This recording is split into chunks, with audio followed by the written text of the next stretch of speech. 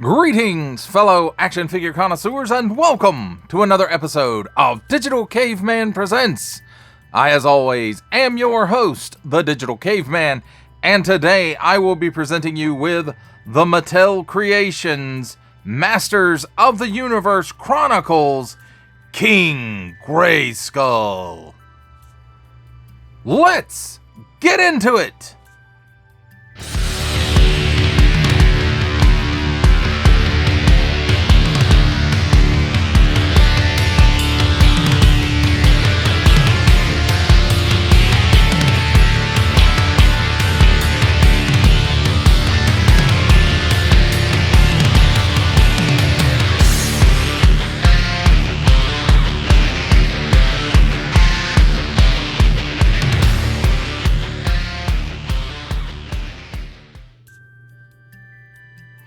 Let's start things off with a look at the packaging. And here on the top, we've got some Masters of the Universe Chronicles logo in a glossy black on a matte black finish. On the front, Masters of the Universe Chronicles and some great artwork of King Grayskull and his trusty tiger. No, his trusty lion. He had a lion. And then some snake men. And I'm not sure what that two-headed thing is. And then we've got like a pterodactyl up here. And deluxe articulation. King Grayskull, heroic ancestor of He-Man. Mattel 6 and up. On the bottom, nothing. On this side, some lone artwork of King Grayskull. Masters of the Universe Chronicles there at the bottom. And then as you can see, the artwork kind of wraps around all of this side. Masters of the Universe Chronicles, it says there on that side. And then on the back, King Grayskull, heroic ancestor of He-Man. He-Man's ancestor once ruled Eternia with wisdom and compassion as he protected the planet from the Snake Men and the evil horde. And here looks like probably a nice practical shot of King Grayskull. And then I don't know if these are practical shots or if they are renders. Assortment numbers here, 2026 Mattel. There's the question mark. Masters of the Universe Chronicles Mattel, empowering generations through play. Colors and decorations may vary. And then there's no window on this packaging, but it does open up here on this side. And then we've got another nice piece of the same artwork on the cover here, and then we've got a nice line drawing here of King Grayskull, Masters of the Universe Chronicles, it says at the bottom. And then this piece, where does it open up at? Yeah, it opens up right there, and then you get the figure, and then on the inside of it, it looks like some sort of snake temple, and then all the accessories are in this piece right here.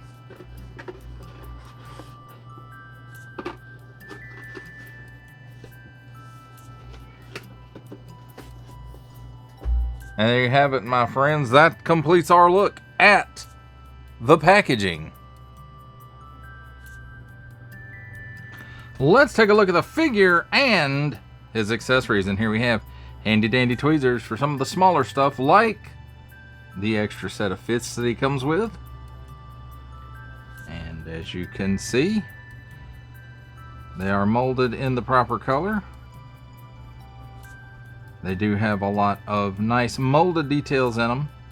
These are different than Scare Glows because they don't have the bone pieces molded into them. So this is going to be more of a standard fist for the Chronicle line going forward, I'm sure. And then as you can see, it's got a port in there to put it on the ball hinge at the wrist. And there's a left one and a right one.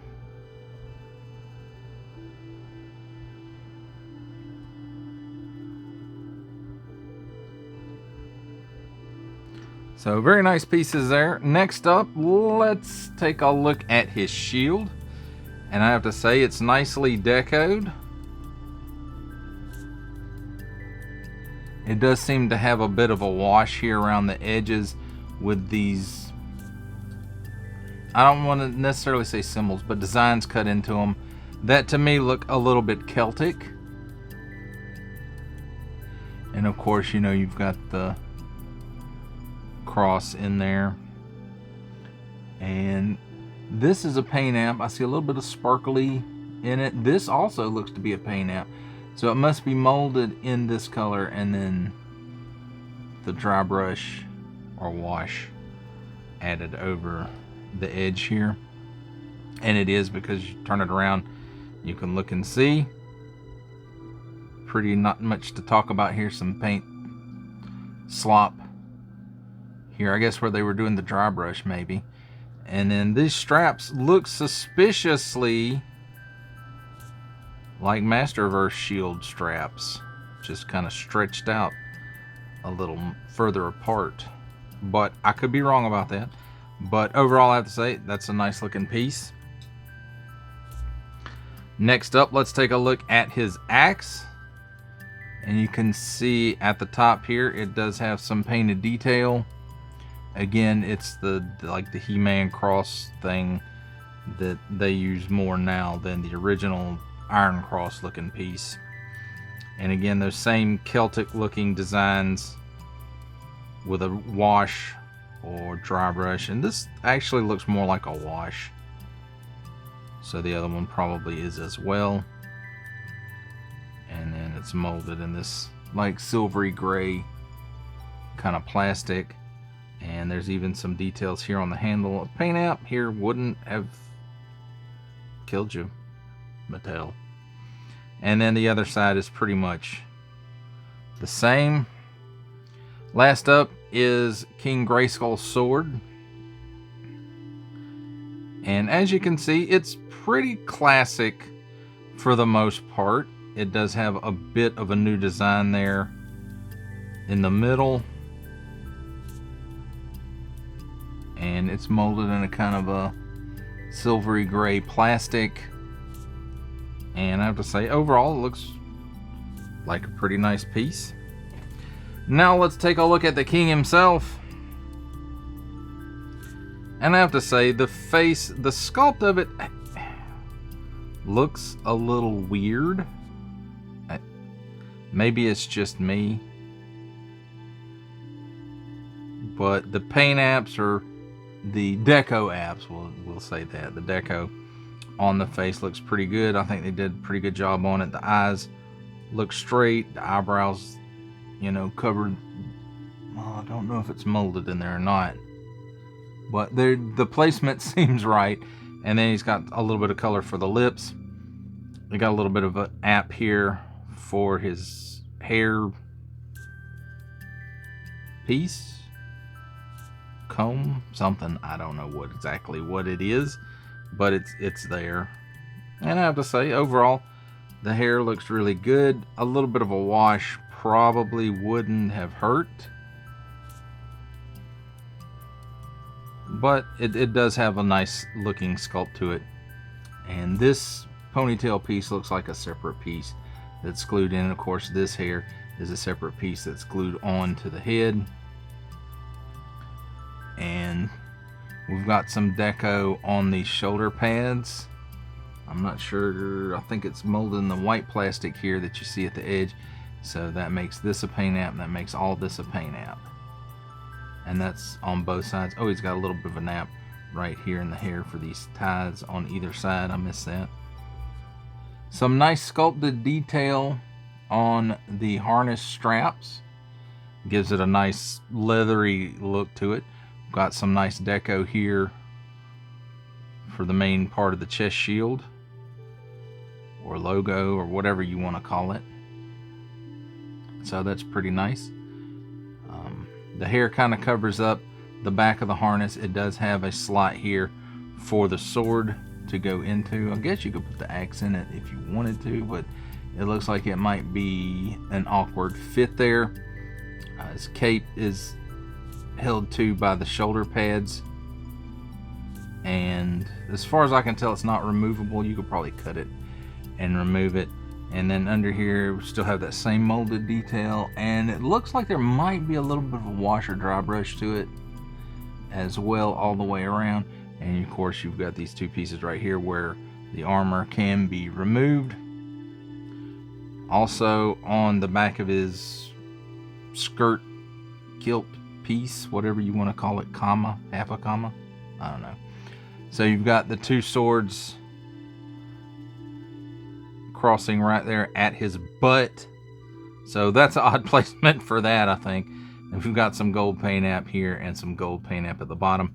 The gold for the belt runs all the way around, while the gold at the bottom of the butt flap runs up into the belt. Got some nice molded detail for the furry drawers. And then the body overall I think has a nice sculpt to it too. The proportions of it are a bit different than Masterverse. They're more, I don't necessarily want to say realistic, but normal, maybe. So there's not as much artistic license, I guess, with this mold. They look pretty normal for human proportions. And of course they're molded in his skin tone there. The bracers, I forgot those. And I don't see any wash on the bracers. There is some molded detail on the inside here to give it the straps a leathery look to it. And then we've got some nice paint apps here on this bracer and this one as well. And they do go all the way around, so that's nice. And then for the boots, we've got, I don't know if this is the deco or if the deco is all down here. I'm not sure what color it's molded in, because number one, I haven't pulled it apart, but it looks like it might have a little bit of wash. No, it's just shadows from the light. Now this, I think the straps on here are a deco hit, and the straps on the feet as well. And you know, overall I have to say it's a pretty nice looking King Grayskull figure. Let's talk about his articulation. He can look up that high. He can look straight ahead just about, and that's it. And he's got a little chicken neck. He's got some waggle. He's got some attitude. He can maybe, let's see if he can do the full exorcist. Well, the hair makes it difficult, but he can do it. Watch the neck. It does travel a little bit with the head, so there's that. And then at the shoulders, it's got butterflies. Goes back that far. Goes forward that far. So not the greatest range for butterflies, but you know, it's decent. And then he does get a 360 degree rotation there,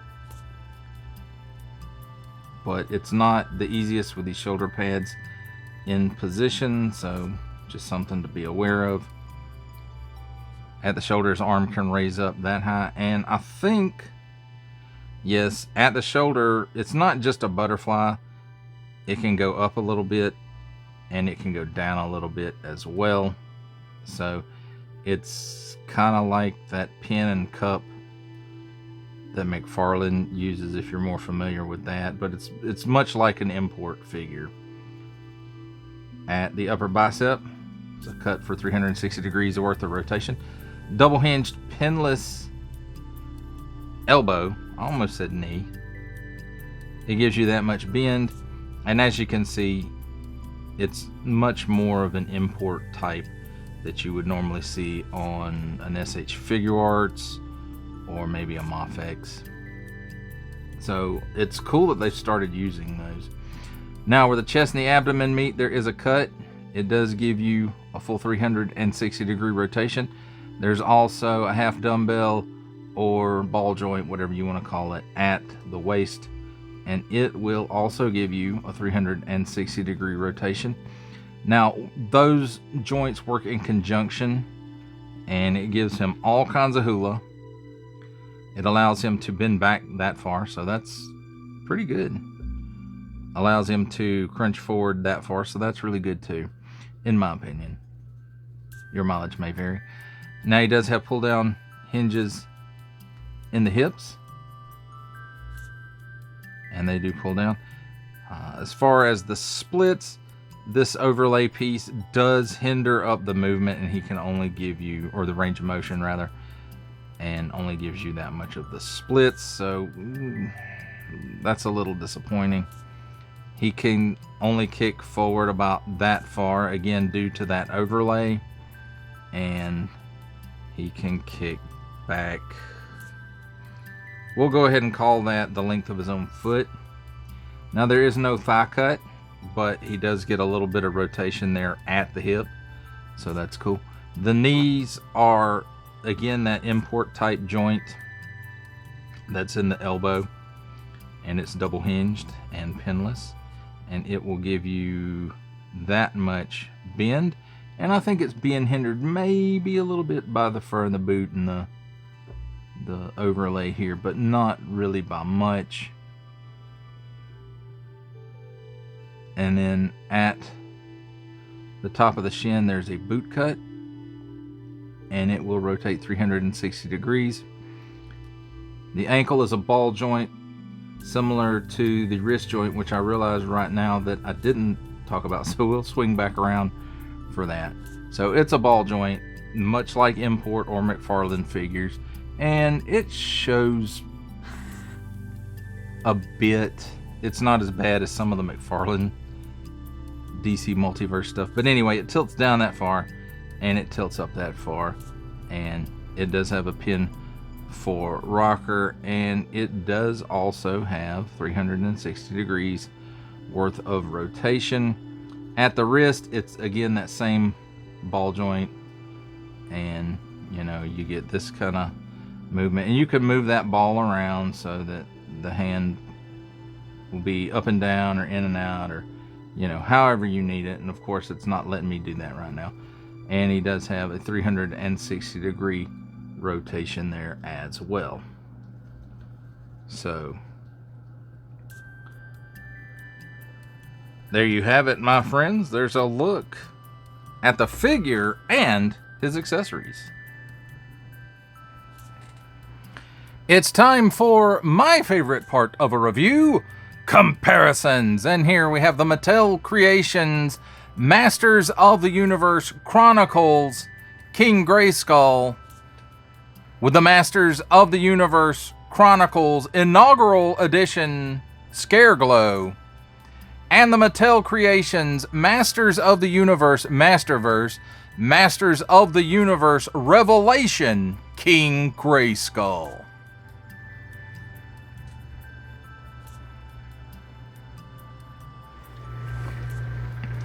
Here we have the Mattel Creations Masters of the Universe Chronicles King Grayskull with the Harbinger Studios Savage Crucible Who-Man, the Four Horsemen Studios Mythic Legions Legendary Barbarian, and X-Ray Studios Combatants Fight for Glory Gold Hilder.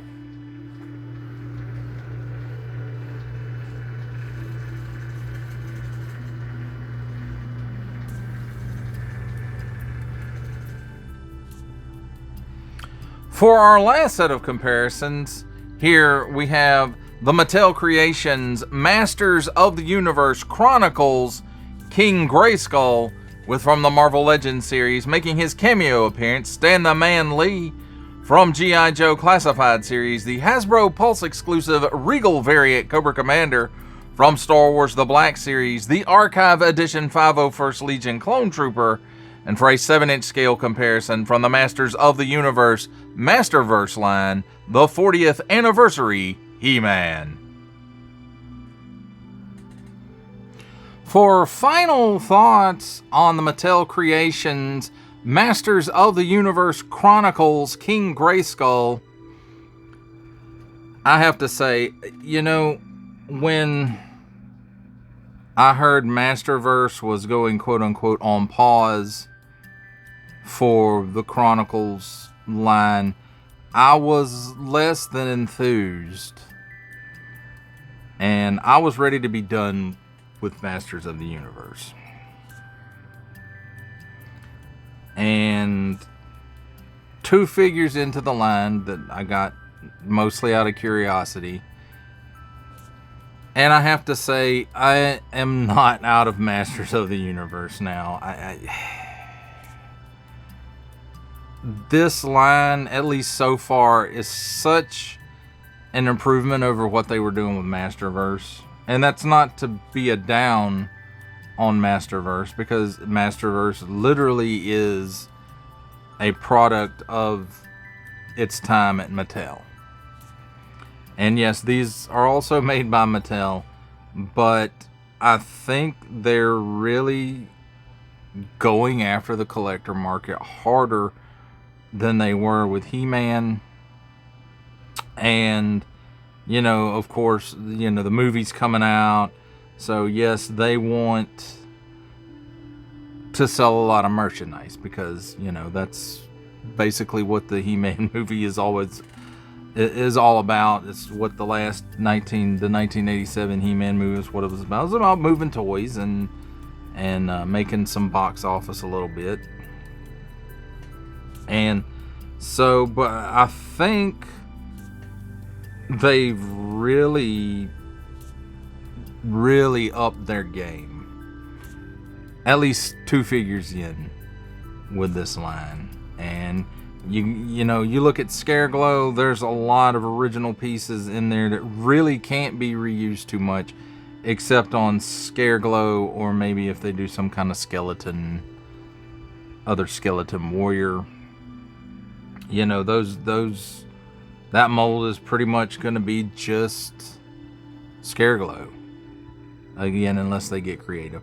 Now this one, I would assume, is going to be the more standard buck for the line. And, you know, I think it's pretty good. The proportions are there. They're more human-sized proportions. I do like the scale of this better, while it doesn't, you know, line up perfectly with other lines, say Mythic Legions or Savage Crucible. It's a lot closer, and you can kind of fudge it in if you wanted to do that. And, you know, fantasy stuff, to me, it all kind of should go together, you know, at some point. But, you know, I like this figure. And again, I think so far 2 figures into this line, and I think it's a vast improvement over what Mattel was doing with their more collector-focused line, which was Masterverse. And, you know, I don't like myself for saying that, because I didn't want to have to go in and you know, get the same characters again and again and again. But, you know, I've already been doing that for many years with Transformers. So, you know, what's a couple of more He-Mans? A couple of more Skeletors, some Trapjaws and Triclopses and Telas and Man-at-Arms. And so, anyway, you know, if they keep this level up with this line, then I think I'm going to enjoy it. I think other Masters of the Universe fans will enjoy it. Now, I don't